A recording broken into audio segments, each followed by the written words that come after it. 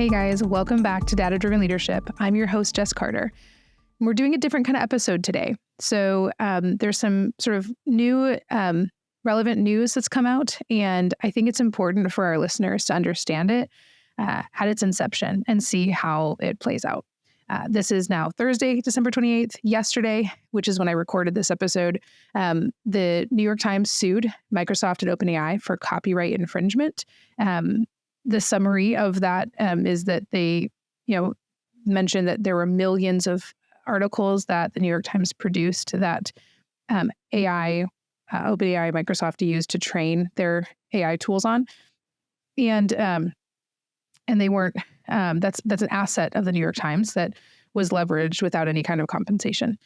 So I think that the reason I find this so interesting is as we continue to see these cycles of iteration and innovation and technology, our laws aren't caught up with it. And you'll hear more of that in the episode. But understanding early how that plays out, and especially as a data-driven leader, you're probably running an organization or you're in a key leadership position at a company, or you've got assets of others that you're protecting, maybe PII. Thinking about how do you introduce this kind of technology and embrace it? How do you stay or get to the cutting edge, but do so in a way that's responsible, that doesn't get you in a position of risk, is really interesting and important. The other thing, I was talking to our president, John Roach, in the car today about this. And one of the things that was interesting was his reflection on how do we all step back as data-driven leaders and appreciate that an AI is a tool we can use however we want to. And perhaps as human beings, one of the thoughts or premises of OpenAI use is, how do I build efficiency in my day for things I've already built or created? How do I create efficiency in compartments of my brain so that I can create more as a human? So I'm not redoing tasks. I'm innovating and creating more and more, and maybe being more fully human. And I can outsource the pieces of my day that don't require real creativity. I thought that was a really interesting motif to consider as you learn more about this case and hear the episode. Let's get into it. It is 12:30 in the morning, and I have never done this before, but I had to get out the microphone and talk to you because today is the day that the New York Times has sued OpenAI and Microsoft over use of copyright work. This is just so interesting, and I think the podcast has to talk. It just has to be a discussion for a few reasons. AI is cutting edge in the way that I think society would have related when computers first came out or the internet came out. So these new cutting edge technologies where essentially information is being exchanged in these more efficient ways than ever anticipated, and laws didn't anticipate these changes at this rate, so they have to catch up, and they're not there yet. So there's all these innovative changes that are substantive, and they can do better things for our society, and that's great. But they're also messy because the innovation is challenging our societal norms, our laws, the way that we work, our boundaries, and our social structures. So how do data-driven leaders talk about something like this? We're going to try. And so the other kind of quick caveat is I just try to remind people when I talk about like things that are in the news, I don't see technology as moral or, it's not good or bad. It's a tool that can be wielded for uses that may be good or bad. I do believe that it's important to say how we use that data and the policy standards and ethics in which we apply to it can leave an ethical imprint, and that's worth noting. I think we're starting to see some of that too. So why did the New York Times sue OpenAI and Microsoft? Well, there were a couple reasons that I was able to pull out of the articles that I read today. One is that it sounds like they are suggesting that the chatbots used millions of their articles published by the New York Times specifically to train their tools. And so I'm going to explain some technology things. It's still Jess here. Don't worry, this will not get too complicated because I couldn't explain it if it was. So essentially, there are tools on and products on the internet that I'll use verbs like they scrape or they spider or they crawl. And those tools, essentially, there's different ways and different technologies that do this. But you think about a job board. It is successful if it brings as many jobs to its board as it can. So it will try, most job boards try to scrape that data. They basically try to go to other job boards and grab all the job postings that it can to be the job board. That's sort of like that's what scraping is there will be whole teams that exist in one job board company. Name your favorite one, just to try and go kind of at a reoccurring pace and grab all the other jobs on the other job boards and make sure they're posted at their site. So that when we talk about scraping, essentially there's this concept that the New York Times was scraped, that all of these, there are, a bunch of different places, but essentially um, that these chatbots scraped their news stories from their websites without payment or consent. And that was used to train the tool that is now generating quite a bit in investments and without any revenue or potential impact fiscally to the New York Times. So they did all the journalistic work and all of the heavy lifting to get the stories reliable enough that a tool or a company like Microsoft and OpenAI would want to use that data because they would see it as reliable. So there was a advantage to using that data, but there was no disadvantage. There was no cost. And I am just so interested and so proud because these are the moments when I've said this a couple times on the podcast where we talk about, as a business, treat your data as the asset that it is. And in this case, that's exactly what the New York Times is doing. They're saying, hey, we did all this work as creators and curators and artists and journalists to have this integrity and create thoughtful, trustworthy assets. And your tools scraped it off the internet, leveraged it to train your tools, and never paid us. So um, I am understanding kind of that first point about how they leveraged the New York Times assets and didn't pay for that, and that's concerning, and it should be, I think. Um, and then the second question is about whether, or the second reason they're being sued is this thought of, you did that and then um, these tools are now competing with us as reliable information. I thought that was really interesting too. So tonight, out of curiosity, I don't know if you guys will find this interesting, I asked ChatGPT a really simple question. I said, hey, how many people exist on the earth? And it told me that as of January 2022, we had 7.9 billion people on this earth. Simple, pretty easy to follow.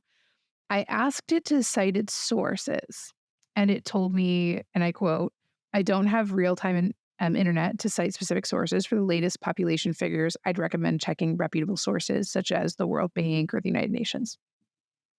So I continued to chat. I'm gonna talk. I'm gonna walk you through it. So I said, hey, how did you decide those are reputable sources? How did you come upon World Bank and United Nations? And it said, well, they're considered reputable sources for global statistics and data due to their established roles in international governance and development. They follow rigorous data collection methodologies and have commitment to accuracy and transparency. It's always good practice to cross-reference information from multiple reliable sources to ensure its credibility. So then I said, what sources did you use to determine that in January of 2022, there were 7.9 billion people on Earth? How did you come to that conclusion? And ChatGPT said, I do not have access to my training data, but I was trained on a mixture of licensed data created by human trainers, and publicly available data. My knowledge is based on the data used to train me and is current up to January 2022. For specific details on the sources used, you may refer to OpenAI's documentation or contact them for more information. I just thought that was really interesting. Of course, you should check and validate your sources, trust but verify, right? I was surprised. I really thought there's no way that it wouldn't cite its sources if I asked. There's no way that it wouldn't, it shouldn't. I don't know that I believe I should have to ask, but I was so surprised that it just couldn't tell me how it knew what it knew. So what does this actually mean for data-driven leaders? right? Like, why does it matter for us? Well, here's the main sticking point for me as we enter into 2024. As you use these kinds of technologies, which are not bad or good, as I mentioned earlier, policies are not a laughing matter.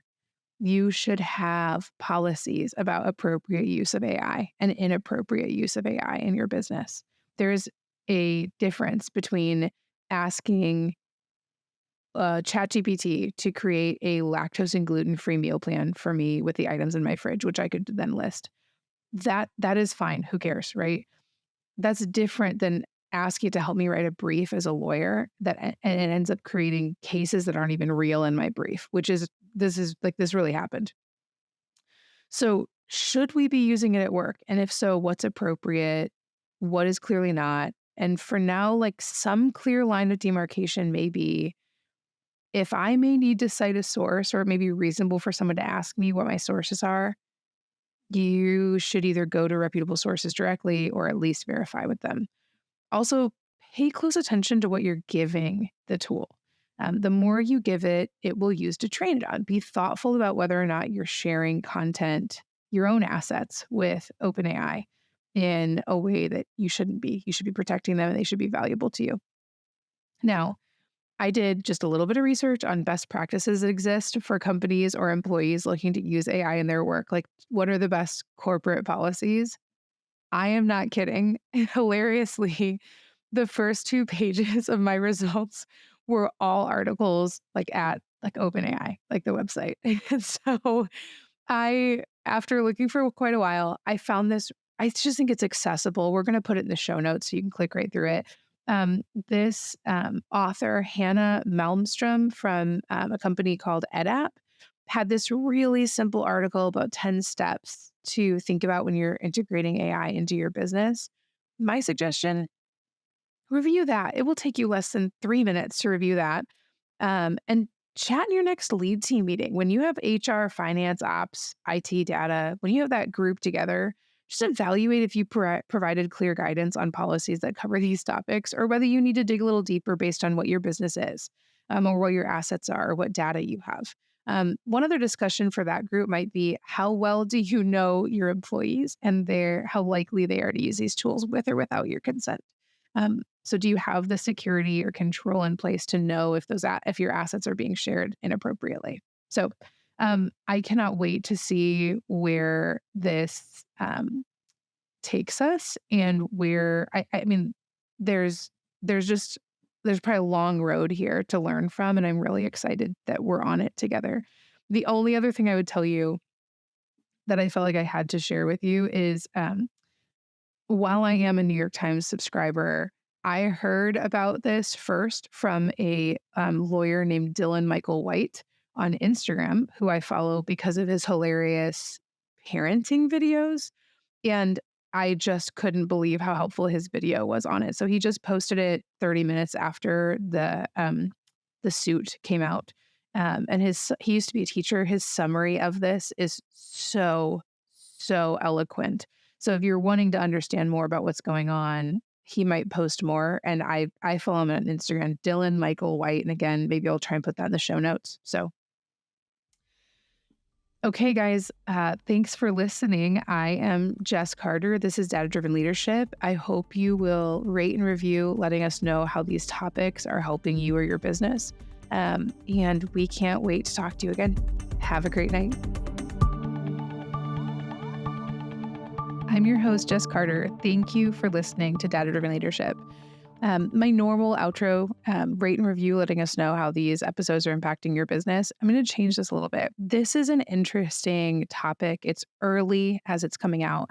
So my call to action, my ask here is, would you engage with us about this topic? Would you jump in on Resultant's LinkedIn or on mine? You can find me at, if you search Jessica C. Carter or Jess Carter, or Resultant's LinkedIn. I would love, as we start to post about this episode, to hear what you are doing to discuss and anticipate the needs of your organization around how your employees are leveraging AI, any policies you've put in place, the processes that you've went through to make sure that you're using AI effectively, and also therefore then using your human capital effectively. So I'm excited to hear what you guys think. Thank you so much for listening. We'll catch you on the next episode.